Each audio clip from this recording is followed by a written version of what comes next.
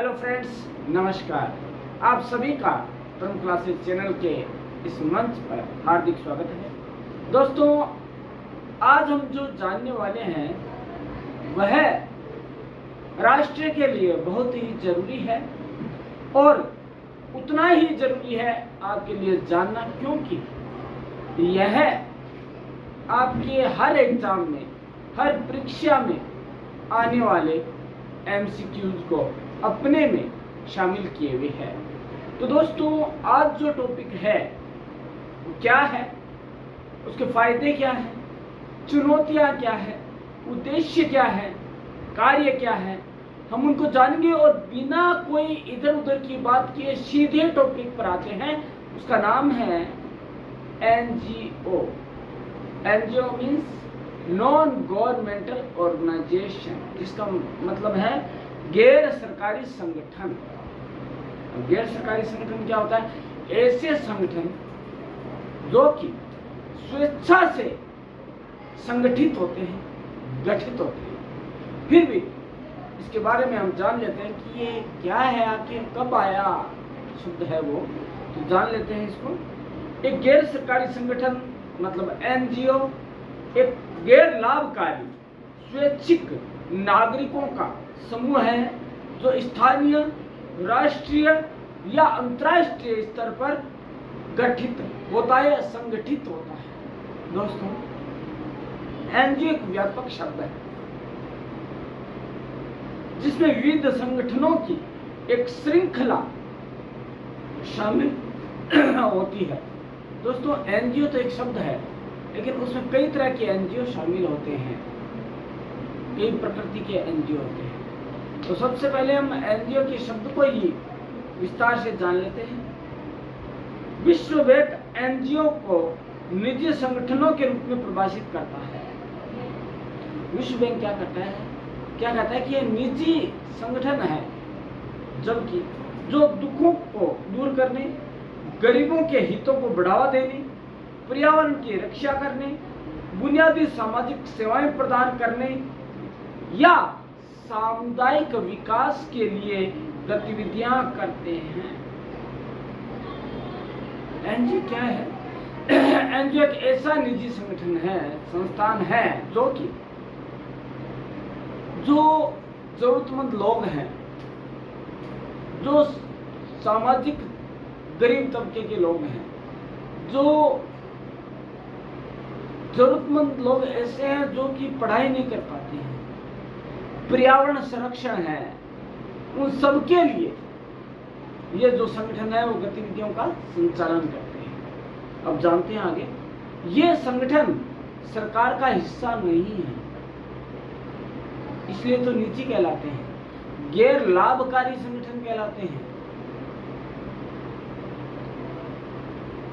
इन्हें कानूनी दर्जा प्राप्त है और ये सरकार के विशिष्ट अधिनियम, भारत में सोसाइटी पंजीकरण अधिनियम 1860 के तहत पंजीकृत होते हैं। सरकार के हिस्से नहीं है, सरकार का भाग नहीं है, लेकिन पंजीकृत सरकार के द्वारा ही होते हैं। इसके बाद भारत में एनजीओ शब्द संगठनों के व्यापक स्पेक्ट्रम या ग्रुप को दर्शाता है जो गैर सरकारी, अर्ध या अर्ध सरकारी, स्वैच्छिक या गैर स्वैच्छिक आदि हो सकते हैं। उसके बाद एनजीओ का कार्य बहुत से होते हैं, इसलिए कार्य उन्मुख होते हैं, वो कार्य बहुत ज्यादा करते हैं, बहुत फायदा पहुंचाते हैं विकास को और समान हित वाले लोगों द्वारा संचालित होते हैं। वे नागरिकों की चिंताओं को सरकार तक पहुंचाकर विभिन्न प्रकार की सेवाएं और मानवीय कार्य करते हैं। गैर सरकारी संगठन सरकारी नीतियों की वकालत करते हैं, उनकी निगरानी करते हैं और सूचना के प्रावधान के माध्यम से अधिक राजनीतिक भागीदारी को प्रोत्साहित करते हैं। उनका यह मानना है कि यदि सरकार के कार्य में वो दखलंदाजी नहीं देंगे तो सरकार कई बार आम नागरिक पर ध्यान नहीं देती, या देती भी है तो देरी हो चुकी होती है।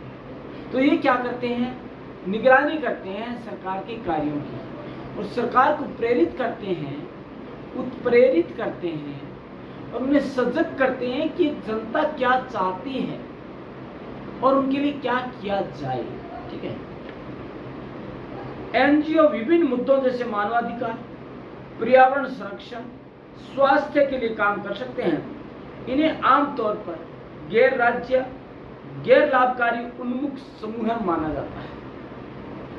ये क्या होता है, ये एक तो है सरकारी तो है ही नहीं, गैर लाभकारी है, और सेवा समूह माने जाते हैं, सेवाएं करते हैं, विकास को बढ़ावा देने के लिए अपना योगदान देते हैं, जो सार्वजनिक हित के उद्देश्यों को आगे बढ़ाते हैं, विश्लेषण और विशेषज्ञता प्रदान करते हैं, और गैर सरकारी संगठन प्रारंभिक चेतावनी तंत्र के रूप में भी कार्य करते हैं। वे चेतावनी देते हैं सरकारी विभागों को कि भैया आप काम कर लीजिए, नहीं तो जनता आपके खिलाफ विद्रोह कर सकती है, या फिर हमें उनकी आवाज सुननी पड़ेगी और हमें वो कार्य करने पड़ेंगे। ये है एनजीओ। उसके बाद बात आती है गैर सरकारी संगठनों की संरचनाएं। उनका जो संगठन है काफी भिन्न होता है। वैश्विक पदानुक्रम हो सकते हैं, विश्व के आधार पर वो विश्व लेवल पर काम कर सकते हैं, या तो अपेक्षाकृत मजबूत केंद्रीय प्राधिकरण या ढीली संघीय व्यवस्था के साथ उनके अलग अलग संरचनाएं होती हैं। वैकल्पिक रूप से वे एक ही दिशा में स्थित हो सकते हैं और अंतरराष्ट्रीय स्तर तक काम कर सकते हैं। संचार में सुधार के साथ अधिक स्थानीय आधारित समूह है, जिन्हें जमीनी स्तर के संगठन या समुदाय आधारित संगठन कहा जाता है, राष्ट्रीय वैश्विक स्तर पर सक्रिय हो रहे हैं। आज वर्तमान युग में एनजीओ बहुत अधिक मात्रा में कार्य कर रहे हैं। ऐसा नहीं है कि एक या दो, दोस्तों बहुत अच्छी संख्या में है, और यही वजह है कि हमारे देश का विकास, हमारे देश का सामाजिक, राजनीतिक, आर्थिक और पर्यावरण संरक्षण जो है वह एनजीओ के कार्यों में सबसे पहले आते हैं। अब हम जान लेते हैं कि उत्पत्ति कैसे हुई। जो ये नाम है एनजीओ, इसकी उत्पत्ति कैसे हुई दोस्तों जान लेते हैं।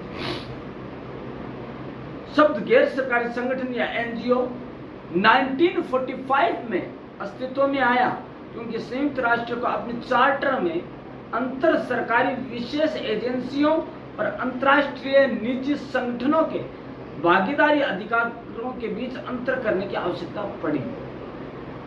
कुछ संस्थाएं, कुछ संगठन और भी बने, उनके बीच में सरकार की विशेष एजेंसियां और एनजीओ के बीच, जो कि विकास के कार्य को गति प्रदान करते हैं, उनमें अंतर स्पष्ट करने की जरूरत पड़ी। तो एनजीओ शब्द है वो आया 1945 और किसके द्वारा? संयुक्त राष्ट्र संघ के।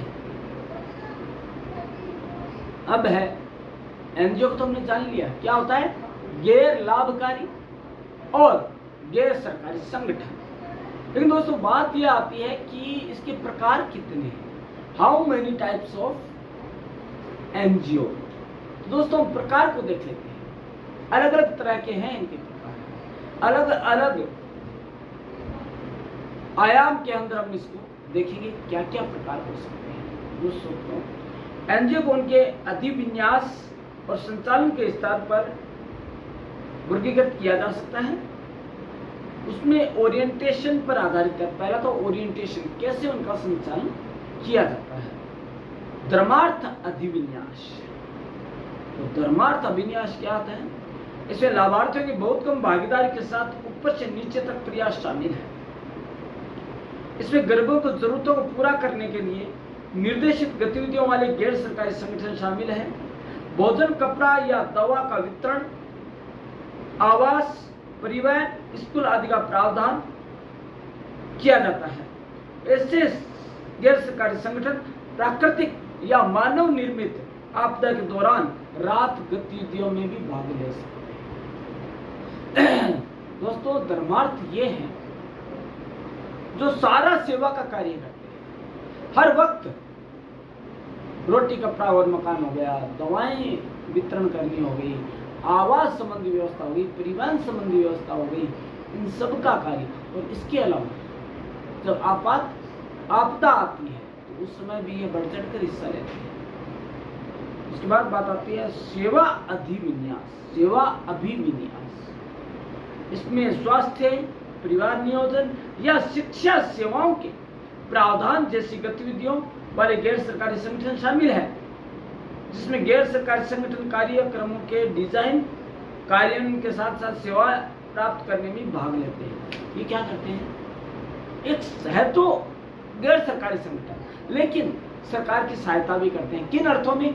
ये इन अर्थों में सेवा करते हैं कि उनके जो नीति है, कार्यक्रम है, योजना है, उनके डिजाइन में अपनी भूमिका निभाते हैं और उन्हें राय देते हैं कि जनता की मांग क्या है, जनता क्या चाहती है, उसके अनुसार काम किया जाए। उसके बाद है सहभागी अभिविन्यास। यह स्व सहायता परियोजनाओं की विशेषता है जहाँ स्थानीय लोग शामिल होते हैं, विशेष रूप से नकदी, उपकरण, भूमि, सामग्री, श्रम आदि का योगदान करके किसी परियोजना के कार्यान्वयन में भागीदारी आवश्यकता से शुरू होती है और योजना और कार्यान्वयन में जारी रहती है।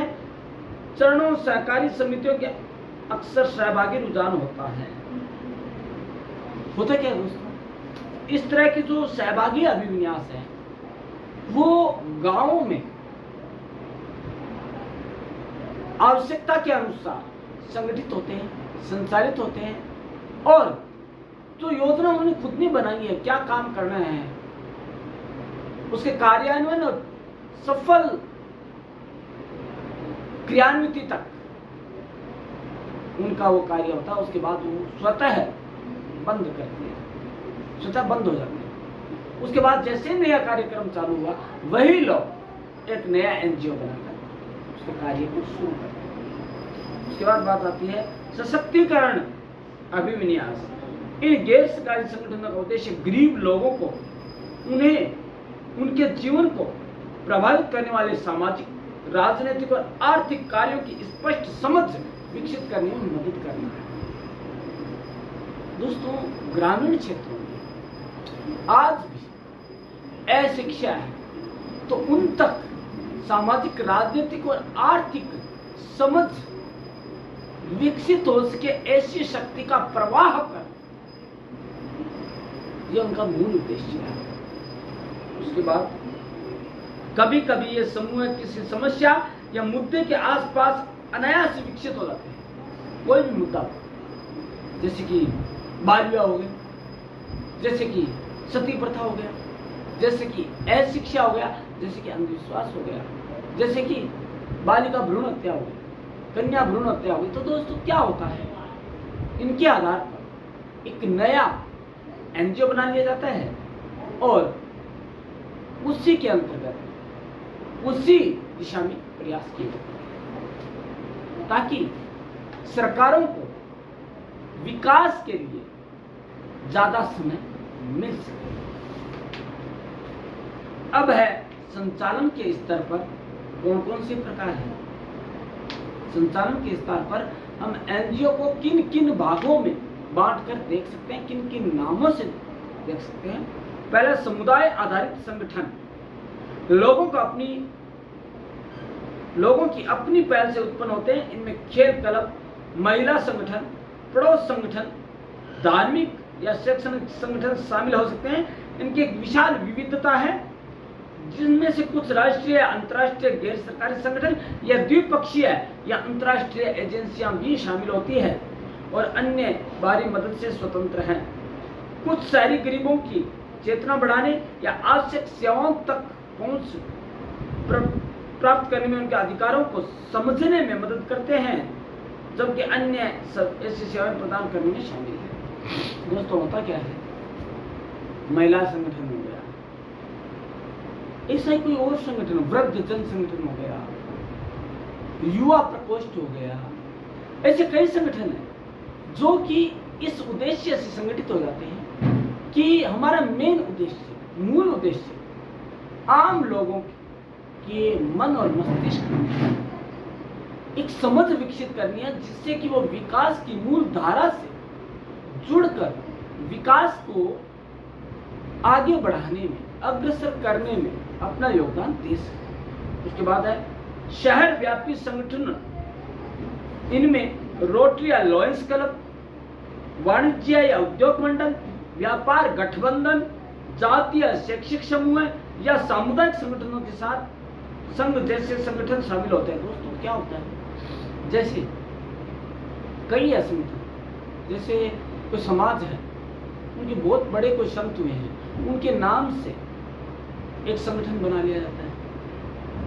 या कोई किसी बहुत बड़ा एक व्यापारी है, बहुत बड़ा एक बिजनेसमैन है, उसके बेटे की डेथ हो गई, उसके घर में किसी की डेथ हो गई, बेटा या बेटी की, तो क्या करते हैं, उसी नाम से एक एनजीओ बना दिया जाता है। या कोई भी वेलफेयर सोसाइटी बना ली जाती है, वो एक एनजीओ ही है, जिसके तहत वे समाज के गरीब तबके के बच्चों को शिक्षा सहयोग प्रदान करते हैं। और कई बार किसी भी समाज का जो है एक संगठन होता है, वो बच्चों को छात्रवृत्ति या स्कॉलरशिप भी प्रदान करता है, ताकि उनकी शिक्षा निर्बाध गति से चलती रहे।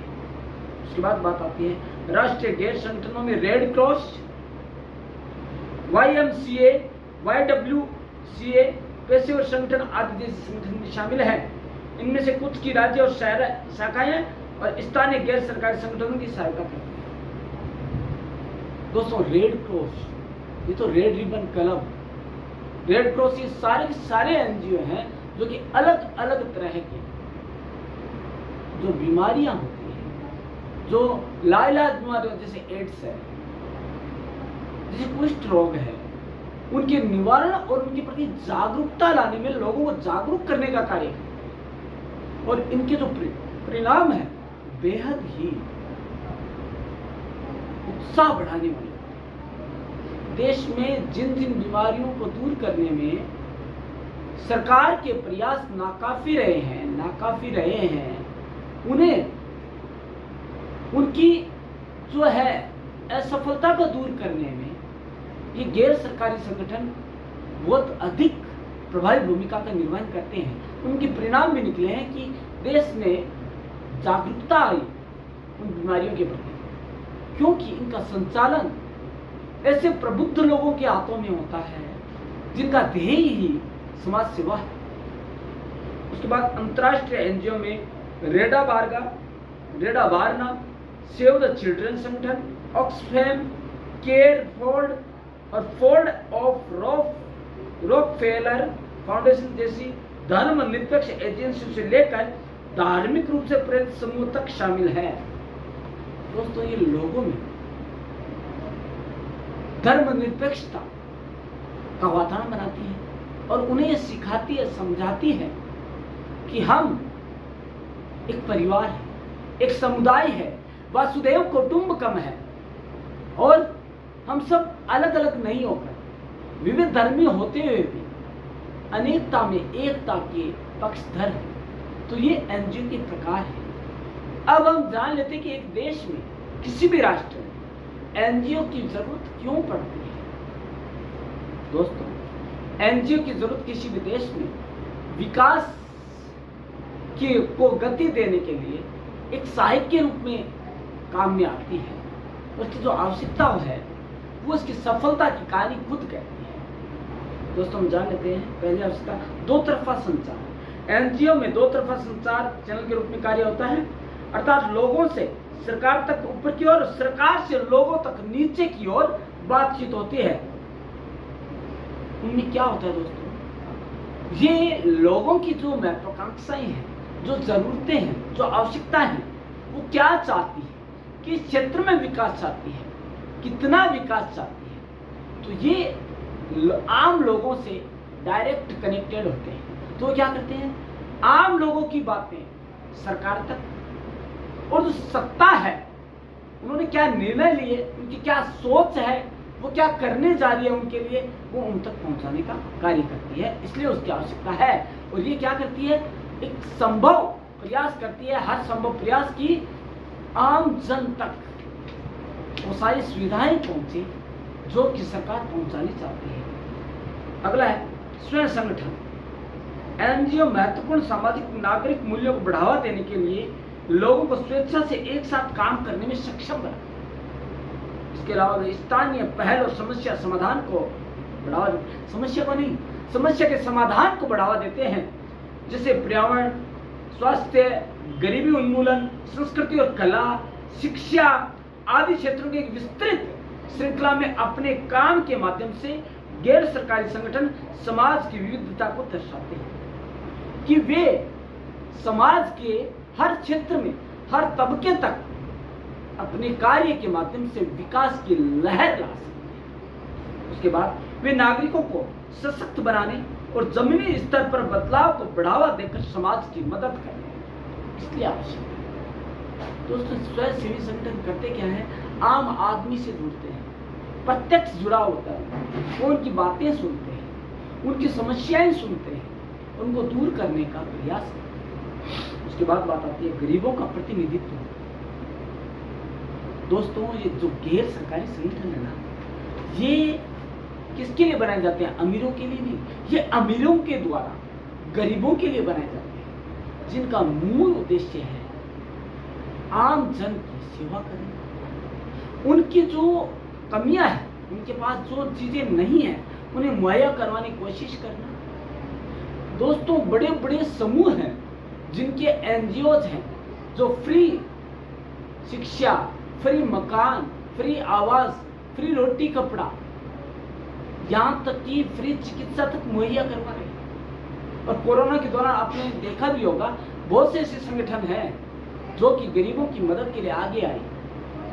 तभी तो कहा जाता है कि एनजीओ है, सरकार के विरोध में नहीं, सरकार के सहायक के रूप में कार्य करते हैं। उसके बाद है संकट प्रबंधन, आपदा प्रबंधन।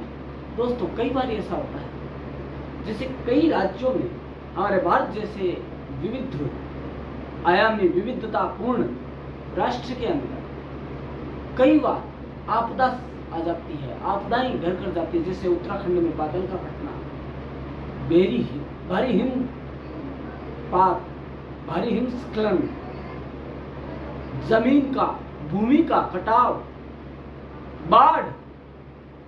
तो ऐसी जगह है, भूकंप आना, ऐसी जगह क्या करते हैं संगठन, वहां जाकर जान माल की हानि को कम करने के उद्देश्य से अपना और अपनी टीम को लेकर वहां पहुंचते हैं और हर संभव प्रयास करते हैं कि वो सरकार के सहयोगी के रूप में कार्य करते हुए उनके लिए और जन मानस की सुरक्षा और संरक्षण के लिए कार्य करें। उसके बाद आता है इनकी गतिविधियां क्या होती है, कैसे कार्य करते हैं। तो जान लेते हैं गैर सरकारी संगठन की गतिविधियां क्या है। वकालत, विश्लेषण और जागरूकता को बढ़ाना।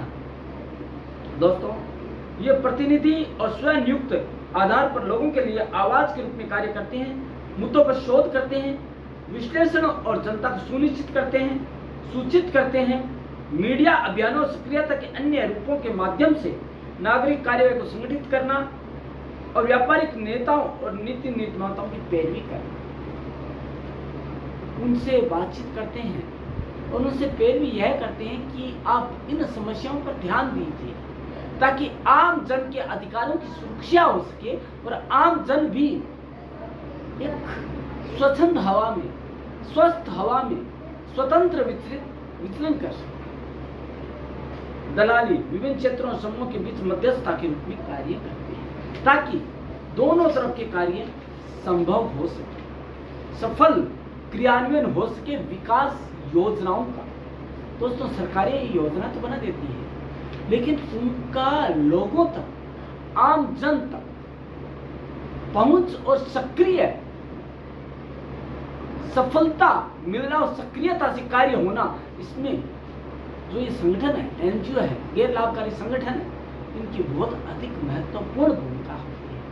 उसके बाद संघर्ष का समाधान मध्यस्थ और सुविधाकर्ता के रूप में कार्य करना। दोस्तों, गांव में क्या होता है, कई बार तलाक की नौबत आ जाती है किसी मुद्दे को लेकर, तो ये क्या करते हैं दोस्तों, मैं बता दूं, भारत के गांव में तलाक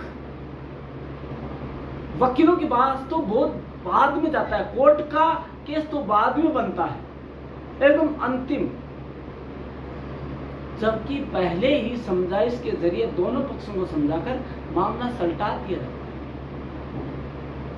अदालत के बाहर ही, क्योंकि उन्हें पता है कि भारत के न्यायालयों में इतने ज्यादा पेंडिंग केस है, यदि वकालत के केस को सुलझाने लग गए तो दोनों में से एक डेथ हो जाएगी, एक की, और ये तलाक का मामला नहीं सकता। इसलिए दोनों पक्षों के वित्तीय नुकसान, समय का नुकसान और दोनों की पेचीदगियों से बचाने के लिए उनके लिए कार्य करते हैं। उसके बाद है क्षमता निर्माण, शिक्षा, प्रशिक्षण और जानकारी प्रदान करना। कई एनजीओ है जो कि शिक्षा का, ट्रेनिंग का ये कार्य करते हैं ताकि वो रोजगार परक कार्य कर सके और उनकी जो शिक्षा है वो रोजगार परक हो सके और वो अपने पांव पर खड़े होकर विकास की जो एक पगडंडी है उस पर आगे चल सके। आगे बात आती है सेवाओं की डिलीवरी, जैसे कि सामाजिक सेवाओं का परिचालन किया जाता है। सामाजिक सेवाओं में क्या होता है, पर्यावरण संरक्षण हो गया, राइट। कई बार अकाल पड़ जाता है तो उन तक सरकारी सेवाएं पहुंचाना, सरकारी मदद उन तक मुहैया करवाना, उन तक जैसे कोरोना के दौरान दवाइयां पहुंचाई गई, ये सारा क्या है, यह एनजीओ की वजह से संभव हो पाया कि भारत जैसे विशाल राष्ट्र में कोरोना इतना विस्फोटक नहीं हो पाया जितना कि अन्य कंट्रियों में हुआ। उसके बाद बात आती है मूल्यांकन और निगरानी करना। सरकार और कॉर्पोरेट प्रदर्शन, जवाबदेही और पारदर्शिता के वॉचडॉग या तीसरे पक्ष स्वतंत्र ऑडिटर के रूप में आमंत्रित और बिना बुलाए सेवा करते, ये कहीं भी पहुंच जाते हैं, स्वतंत्र है, ये वॉचडॉग के रूप में कार्य करते हैं, ओम्बुड्समैन के रूप में कार्य करते हैं। वो जाकर अपने जो है ना सूचना प्राप्त करने का अधिकार, आरटीई और आरटीआई, इनकी मदद से ये सूचनाएं प्राप्त कर लोगों तक पहुंचाते हैं कितना काम हो गया और कितना बाकी है और आपको कितना बताया गया है। तो ये दोस्तों एक सरकार और आम जन के बीच एक सेतु का कार्य है ताकि उनकी बात उन तक पहुंच सके और आवश्यक क्या है यह आम जन तक पहुंच सके, क्या होना चाहिए। अब बात आती है कि इनका योगदान सुशासन में कैसा है, मतलब सुशासन लाने में और विकास में इनका क्या योगदान है। दोस्तों, ये सरकारी नीतियों और मानवाधिकार उल्लंघनों पर निगरानी रखने वाले के रूप में कार्य करते हैं। ये कई बार क्या होता है, मानवीय अधिकारों का उल्लंघन होता है कई जगह, उन्हें रोटी कपड़ा और मकान जो उनके अधिकार है वो नहीं मिल पाते हैं तो उनकी पैरवी करते हैं और गवर्नमेंट को ये इस ओर ध्यान आकर्षित करते हैं कि भैया जिन्होंने आपको निर्वाचित किया है वो इस दशा में है तो आपको निर्वाचित होना बेनामी है, कोई काम का नहीं है, बेकार है। वे समाज के कमजोर वर्गों सहित लोगों को उनके अधिकारों, जिम्मेदारियों और अधिकारों के बारे में जानकारी प्रसारित करते हैं। ये लोगों को बताते हैं कि उनका अधिकार क्या है, उनके दायित्व क्या है, उनके कर्तव्य क्या है और उनके प्रति उन्हें सजग करते हैं, जागृत करते हैं, जागरण लाते हैं, पुनर्जागरण करते हैं। इसके बाद है ये कई जगहों पर सेवा प्रदाता ही बन जाते हैं, जहां सरकार नहीं पहुंच पाती वहां ये पहुंच जाते हैं। इस प्रकार सरकार के लिए मददगार के रूप में कार्य करते हैं। दोस्तों क्या है, कई जगह ऐसे क्षेत्र हैं जहां पर सरकार नहीं पहुंच पाती, वहां ये पहुंच जाते हैं और वहां तक सरकार की जो नीतियां हैं, कार्यक्रम उनको पहुंचा देते हैं। और यदि सरकार ने नहीं बनाई तो अपने ही ढंग से अपने स्तर पर उनकी हेल्प करने के लिए तैयार है। कई बार बाल श्रम हो गया, बाल विवाह हो गया, तो उन तक सरकार का ध्यान ज्यादा नहीं जा पाता, तो ये वहां जाकर और जो उनके कानून हैं उनका सहारा लेकर एक सरकार के सहायक के रूप में कार्य करते हैं। उसके बाद इस सरकारी नीति के पक्ष या विपक्ष में लोगों राय को संगठित करते हैं। लोग क्या सोचते हैं। यदि अच्छी बात है तो लोगों की राय बनाना उनके बारे में, ताकि सरकार और अधिक उत्साह के साथ कार्य कर सके। वो क्या चाहते हैं इसके बारे में सरकार की राय बनाना, ये दोनों कार्य इनकी कार्य है। ये सरकारी सेवाओं और खातों का सामाजिक ऑडिट लाकर पारदर्शिता बढ़ाता है। सरकारी सेवाएं क्या है, सार्वजनिक सेवाएं क्या है, उनकी ऑडिट करती है। सामाजिक ऑडिट, सामाजिक सर्वेक्षण, सोशल ऑडिट, इनके माध्यम से ये जो सेवाएं हैं, जो सरकार के कार्य है, उनके प्रति ध्यानाकर्षण प्रस्ताव लाते हैं और राष्ट्र के विकास में अपनी भूमिका का निर्वहन करते हैं। अब हम जानते हैं कि इनके जो उद्देश्य हैं वो कुछ और भी उद्देश्य रहे हैं, जिसकी वजह से आज ये एक महत्वपूर्ण संगठन के रूप में उभर कर सामने आ रहे हैं। दोस्तों, जान लेते हैं क्या है उद्देश्य। उनके उद्देश्य है स्वैच्छिक संगठनों के लिए एक सक्षम वातावरण बनाना, जो कि उनके उद्यम और प्रभावशीलता को प्रोत्साहित करता है, उनकी स्वायत्तता की रक्षा करता है, और उन प्रणालियों की पहचान करना जिनके द्वारा सरकार आपसी विश्वास और सम्मान के सिद्धांतों के आधार पर और साझा जिम्मेदारी के साथ इनके साथ मिलकर काम कर सके।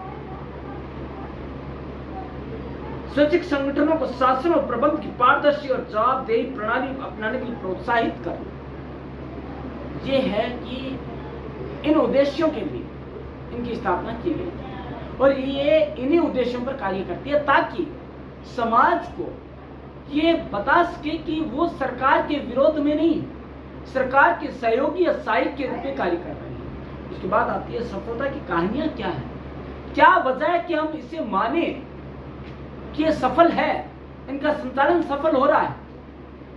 तो दोस्तों, जानने के लिए कुछ तो हमें प्रत्यक्ष करना पड़ेगा। हाल के वर्षों में गैर सरकारी संगठनों ने कई महत्वपूर्ण उपलब्धियां हासिल की है। उन्होंने पर्यावरण को वैश्विक एजेंडे में रखा और अनिच्छुक राष्ट्रों पर इसे गंभीरता से लेने के लिए दबाव डाला। सबसे बड़ी चीज जो हमारी कल की चिंता है, पर्यावरण संरक्षण, उसके प्रति एक अंतर्राष्ट्रीय माहौल बनाया, वैश्विक माहौल बनाया, और जो राष्ट्र इससे सहमत नहीं थे उन पर दबाव डाला सहमति के लिए, ताकि वो भी आगे आकर इस क्षेत्र में अपना योगदान दे सके। उसके बाद है उन्होंने इस बात पर जोर दिया कि मानवाधिकार सार्वभौमिक सम्मान के पात्र हैं और राज्यों को अधिक अनुपालन के लिए शर्मिंदा किया।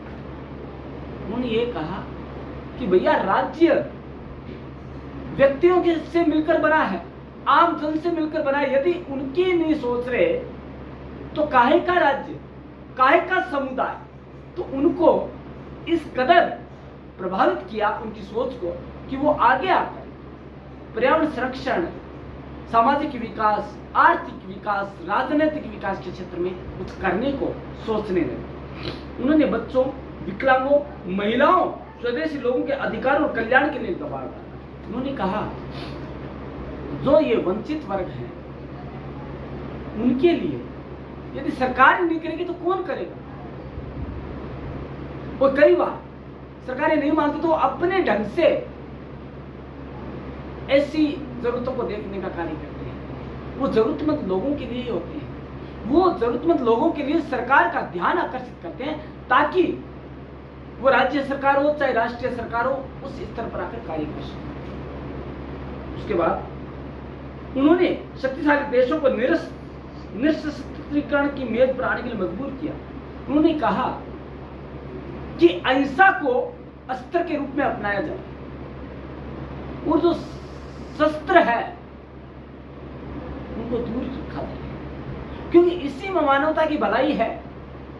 दोस्तों, उन्होंने ये कहा क्षमा सोवती उस भुजंग को जिसके मुख गरल है, जिसके पास न है ताकत वो तो स्वयं सरल है।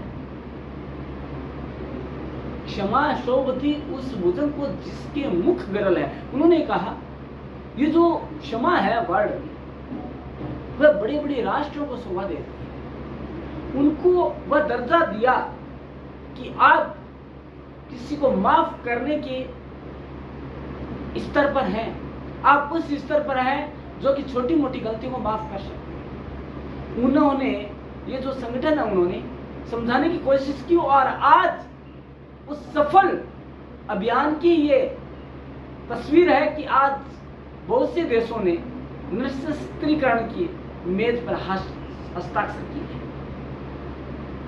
मानव कल्याण में हाल ही किसी भी प्रगति के लिए गैर सरकारी संगठनों का बहुत बड़ा योगदान रहा है। जैसे कि कई सरकारी संगठनों ने विकलांग बच्चों को स्कूलों में शामिल करने, जाति आधारित कलंक और भेदभाव को समाप्त करने, बाल श्रम को रोकने और लैंगिक समानता को बढ़ावा देने के लिए कड़ी मेहनत की है और उसका परिणाम आज आम जन की सोच में प्रत्यक्ष प्रतिबिंबित होता है। लोगों की सोच में बदलाव आया है। क्यों आया है? यहां तक कि जो शिक्षा का स्तर है वो बढ़ा है और हमारी जो बालिकाओं के प्रति सोच थी उनमें भी बहुत अधिक परिवर्तन आया है और ये परिवर्तन लाने का सबसे बड़ा श्रेय एनजीओ को जाता है, क्योंकि वे ही ऐसे संगठन हैं जो बिना लाभ का सोचे सेवा का ध्येय लिए उद्देश्य लिए ये कार्य करते हैं। प्राकृतिक आपदाओं के दौरान उन्होंने राहत और पुनर्वास प्रयासों में सक्रिय भूमिका निभाई है। विशेष रूप से आपदा प्रभावित बच्चों, महिलाओं, पुरुषों को मनोवैज्ञानिक और सामाजिक देखभाल और सहायता प्रदान की। दोस्तों, आपदा प्रबंधन, कभी भी कोई भी व्यक्ति आपके आगे हाथ कब फैलाता है? जब उसको जरूरत होती है। कई बार ऐसा हो जाता है कि जरूरतमंद नहीं होते लोग, फिर भी उन्हें एनजीओ की सहायता लेनी पड़ती है। तब जब वो आपदा का शिकार होता है। आपदा कौन सी? बाढ़, क्योंकि अकाल से निपट सकता है, बाढ़ से नहीं निपट सकता, या भूकंप, या कोई कहीं बादल फट गया, हिमस्खलन हो गया, ऐसी स्थिति, पहाड़ों को दरकना।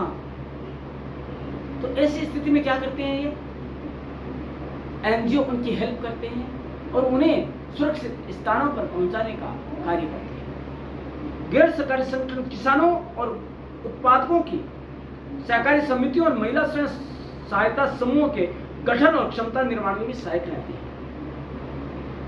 इसके अलावा भारत के कई अलग अलग दुर्गम क्षेत्रों में लोग अशिक्षित हैं, कुछ के पास आजीविका नहीं है और स्वास्थ्य सेवाएं खराब हैं।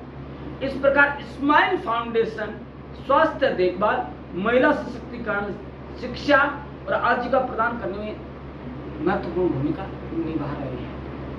हेल्पेज इंडिया एक भारतीय गैर सरकारी संगठन का उदाहरण है जो कि बुजुर्गों के लिए सहायता प्रदान करने के प्रयासों के लिए राष्ट्रीय स्तर पर पहचान हासिल कर चुका है। वृद्धाश्रम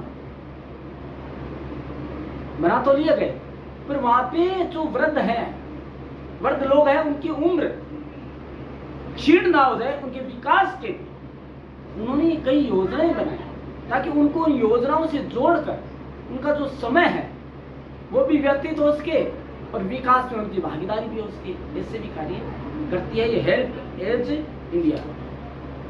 समस्याएं क्या है? क्या समस्याएं हैं जिनका उनको सामना करना है? दोस्तों, पांचों अंगुलियां बराबर नहीं है। दो भाई भी होते हैं घर में, दोनों बराबर नहीं होते, समान सोच के नहीं होते। तो दोस्तों, क्या होता है? धन का दुरुपयोग होता है। पहली समस्या तो ये है। कैसे होता है? गैर लाभकारी संगठनों में भारी मात्रा में धन प्रवाहित होता है, बाहर से भी आता है, राज्य भी देता है, राष्ट्र से भी होता है, बड़े लोग भी देते हैं, पूंजीपति देते हैं। इसके कामकाज में जवाबदेही पारदर्शिता की आवश्यकता है जो परिचालन दक्षता के लिए महत्वपूर्ण है। पिछले कुछ वर्षों में कॉर्पोरेट क्षेत्र ने उचित चैनलों के माध्यम से सर्वोत्तम शासन प्रथा को पहचाना और अपनाया है।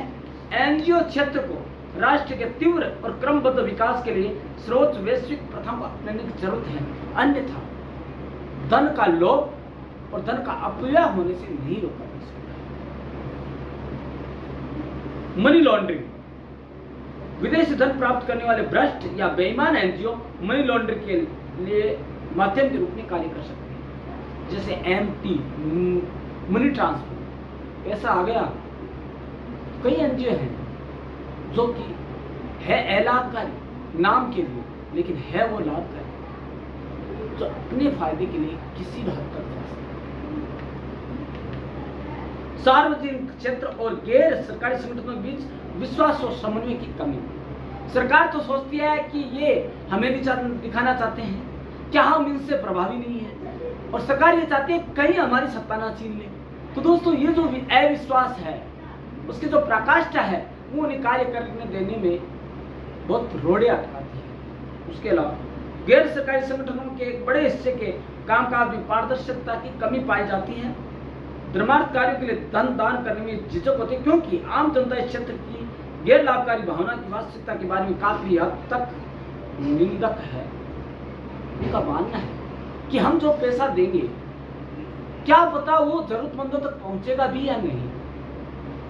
ये जो अविश्वास है जनता का, वो इन्हें निंदक बना देता है ऐसे संगठनों का, जो कि है तो अलाभकारी, लेकिन उनका जो संचालन है वो काफी हद तक कई बार ऐसे हाथों में चला जाता है जो कि धन लोलुप होते हैं, चरित्रहीन होते हैं।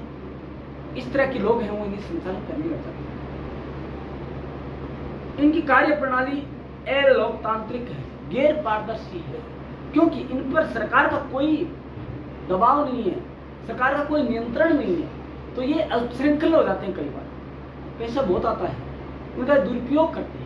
यदि सरकार का नियंत्रण होता, ऑडिट होती है सरकार की, तो ये एक नियंत्रण में रहकर कार्य करता है। इसके अलावा FCRA से संबंधित मुद्दे, विदेशी योगदान विनिमय अधिनियम FCR जैसे कानूनों का उल्लंघन करने वाले 1800 से अधिक गैर सरकारी संगठनों और शैक्षणिक संस्थानों को सरकार द्वारा विदेशी धन प्राप्त करने से प्रतिबंधित किया गया।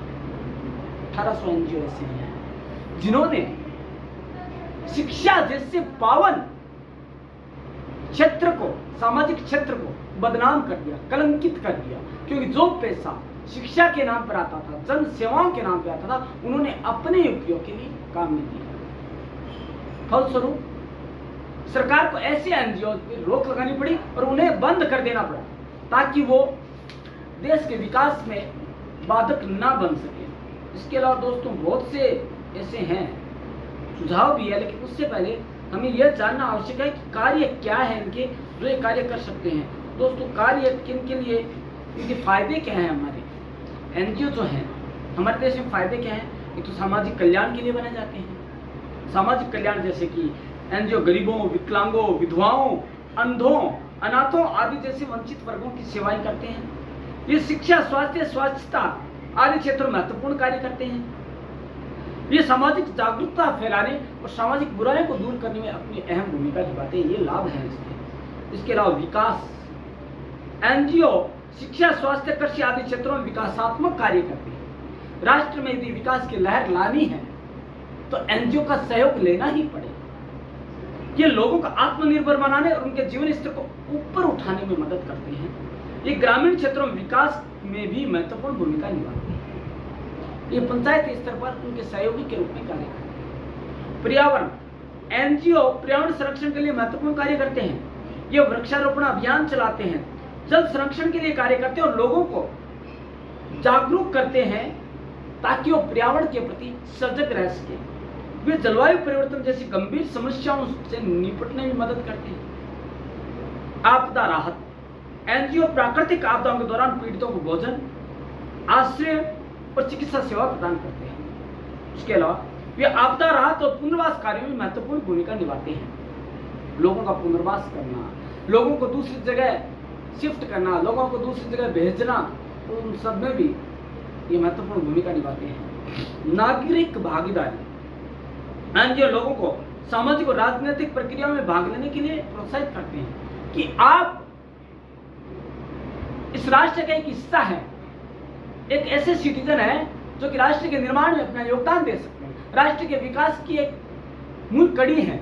उन्हें प्रोत्साहित किया जाता है आम लोगों को इनके द्वारा। वे लोगों को उनके अधिकारों के प्रति जागरूक करते हैं, उन्हें अपनी आवाज उठाने के लिए प्रोत्साहित करते हैं। इसके अलावा लोकतंत्र को मजबूत करने में, लोकतंत्र को मजबूत कैसे करते हैं, तो दोस्तों मैं बता दूं, लोकतंत्र को मजबूत करने में इनका योगदान ऐसे है कि वो सरकार को जवाबदेह बनाते हैं, ताकि वो अपने जो उनके कार्य हैं, दायित्व, उनके प्रति जागरूक रहकर आम जन की मदद कर सके, आम जन की सेवाओं के लिए कार्य कर सके। उसके बाद भारत में जो कुछ एनजीओ हैं उनको हम जान लेते हैं क्या क्या एनजीओ है, कौन कौन से हैं। सेवा भारती, भारतीय red cross society, rotary club, lions club, Oxfam और केयर इंडिया, ये प्रमुख एनजीओ है जो कि आज महत्वपूर्ण भूमिका निभा रहे हैं। अब हम जान लेते हैं कार्य क्या है।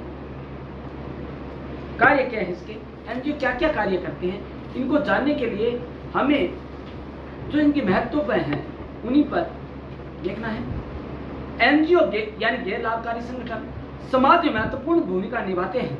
ये सामाजिक कल्याण, शिक्षा, स्वास्थ्य, रोजगार, महिला सशक्तिकरण, बाल कल्याण, गरीबी उन्मूलन, प्राकृतिक आपदा से राहत आदि जैसे विभिन्न क्षेत्रों में कार्य करते हैं। इनके प्रमुख कार्य हैं सामाजिक कल्याण, गरीबों, विकलांगों, विधवाओं, अनाथों आदि को हर संभव सहायता प्रदान करते हैं। उसके अलावा शिक्षा, गरीब बच्चों को शिक्षा प्रदान करना, स्कूल चलाना, शिक्षा सामग्री वितरण करना और छात्रवृत्तियां देना इनके प्रमुख कार्य, ताकि शिक्षा का जो नवीनीकरण है उसे बढ़ावा दिया जा सके। स्वास्थ्य, ग्रामीण क्षेत्रों में स्वास्थ्य सेवा प्रदान करना, अस्पताल और क्लिनिक चलाना और निःशुल्क दवाओं का वितरण करना इनका प्रमुख कार्य है। पर्यावरण, वृक्षारोपण अभियान चलाना, जल संरक्षण के लिए कार्य करना, लोगों को पर्यावरण के प्रति जागरूक करना, ये उनके प्रमुख कार्य है। महिला सशक्तिकरण, महिलाओं को कौशल विकास कार्यक्रम चलाना, उन्हें स्वावलंबी बनाने में मदद करना और घरेलू हिंसा के खिलाफ जागरूक बनाना कि वो घरेलू हिंसा के लिए पैदा नहीं हुई है, वो पैदा हुई है परिवार रूपी, समाज रूपी गाड़ी को सक्रिय रूप से चलाने के लिए। वो भी एक इंसान है, पशु नहीं है जिसे कि हर तरह से हाँका जा सके। बाल कल्याण, बच्चों को शिक्षा और स्वास्थ्य सेवाएं प्रदान करना, बाल श्रम के खिलाफ आवाज उठाना और लड़ना और बच्चों के अधिकारों के प्रति जागरूक बनाना। गरीबी उन्मूलन, गरीबों को आत्मनिर्भर बनाना और उन्हें रोजगार के अवसर प्रदान करना। प्राकृतिक आपदा राहत, दोस्तों भारत में विविधताएं हैं, कई मैदान हैं, कई पहाड़ हैं, कई पठार हैं, कई गर्त है। दोस्तों ऐसे विविधता वाले राष्ट्र में आपदाएं मुंह बाय खड़ी रहती हैं। उन आपदाओं के समय उन आपदाओं को निष्प्रभावी बनाने के लिए ये संगठन बड़े ही उत्साह के साथ कार्य करते हैं ताकि देश में एक भय मुक्त वातावरण बन सके। तो दोस्तों जरूरत किस चीज की है, सुझाव क्या, मैं जो सुझाव महत्वपूर्ण बता देता हूं कि सरकार को एक हीन भावना नहीं रखनी चाहिए, उन्हें एक विरोधी के रूप में नहीं देखना है, उन्हें एक सहायक के रूप में देखना है, क्योंकि वो उनके एक सहायक के रूप में कार्य कर उनके कार्य को सरल बनाते हैं। दूसरा, जो ऐसे प्रबुद्ध लोग इस क्षेत्र में आए जो कि समाज के अंग तो हैं, लेकिन उन्हें पता है कि सरकार समाज में क्या क्या कमियां हैं, किन के लिए कार्य किया जा सकता है और क्या है, उसमें अच्छी नियत के साथ है, क्योंकि यह सेवा का क्षेत्र है। एनजीओ बराबर राष्ट्र की सेवा, आमजन की सेवा। तो दोस्तों इन मूल उद्देश्यों को लेकर ही यदि वो आए तो एनजीओ का जो भविष्य है वो बहुत अच्छा है। सरकारों को अपने आप उन्हें नियंत्रित करने की जरूरत नहीं होगी। यदि वो नियंत्रित और अपनी सीमाओं में रहकर कार्य करेंगे और धन का सदुपयोग करेंगे, आम जन के लिए सोचना प्रारंभ कर देंगे और उनकी दिशा में सोचेंगे, तो किसी को नियंत्रित करने की जरूरत नहीं पड़ेगी। तो दोस्तों आज हमने जाना कि अलाभकारी संगठन या गैर लाभकारी संगठन या गैर सरकारी संगठन क्या होता है, उनके क्या कार्य, उनकी महत्वपूर्ण भूमिका क्यों है विकास में। दोस्तों ये जो अलाभकारी संगठन है, गैर सरकारी संगठन है, ये राष्ट्र में विकास की जो गति है उसको बढ़ावा देने में, उसकी जो लहर है उसको बनाए रखने में, उसके स्तर को उच्च बनाने में सरकार के एक अहम विभाग के रूप में, एक अहम सहयोगी के रूप में कार्य करते हैं। लेकिन चुनौतियां हर क्षेत्र में है। चुनौतियों से निपटकर, समय रहते चुनौतियों से निपटकर हम यदि रेमेडीज के साथ कार्य करें तो एनजीओ आज भी अपने क्षेत्र में या सेवा के क्षेत्र में सफल होते नजर आएंगे। तो दोस्तों करना क्या है आपको, ये सब जानने के लिए आपको बेल आइकन दबाना है और सब्सक्राइब करना चैनल को, ताकि आप कुछ समय निकालकर नहीं, महत्वपूर्ण समय को ये वीडियो देखने में लगाएं, ताकि आपको जानकारी मिल सके कि आपका भी विकास में क्या योगदान है। एनजीओ ही नहीं, सरकारी संगठन ही नहीं, वित्तीय संस्था नहीं, आपका भी योगदान बनता है। क्योंकि आप जब ऐसे वीडियो देखेंगे तभी तो जागरूक होकर लोगों को जागरूक कर पाएंगे। दोस्तों, जागरूकता की जरूरत है, आपको भी जागरूक होकर ये वीडियो देखना है और सकारात्मक सोच के साथ वीडियो देखना है, ताकि आप खुद जागृत होकर समाज को जागरूक बना सकें। इसी में आज युवा पीढ़ी की भलाई छुपी हुई है और राष्ट्र की भलाई छुपी हुई है। तो दोस्तों, मिलते हैं कल ऐसा ही एक टॉपिक लेकर जो आपकी दैनिक जीवन से तो जुड़ा हुआ है और आपकी शिक्षा भी जुड़ा हुआ है। तो दोस्तों, ऐसे जुड़ाव के लिए और टू वे कम्युनिकेशन के लिए हम कल इसी समय इसी मंच पर पुनः मिलते हैं। धन्यवाद।